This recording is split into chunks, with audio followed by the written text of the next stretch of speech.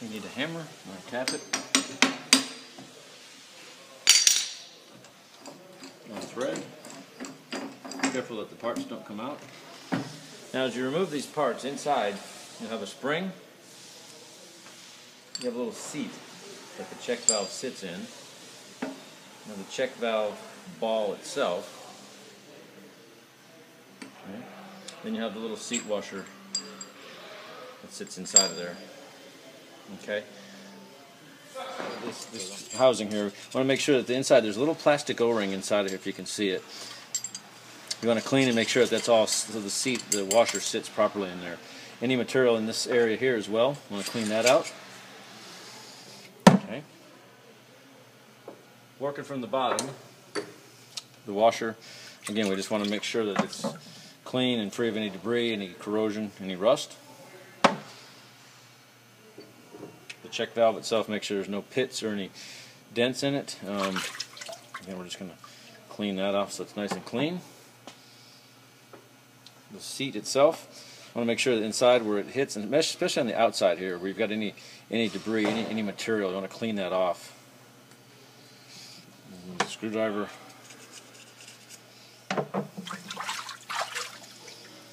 Clean all these off so they're nice and smooth. And then finally the spring. The spring usually stays pretty clean, but it does get some debris in between the wires. Make sure it's nice and clean. So to put this back together in order, what we'll do is we'll take the spring, the washer first, and place it inside. It's either way, it can go one side or the other. There's not one side to it. Take the check valve itself and place it inside. Make sure it's seated. And the seat itself, make sure that's nice and seated.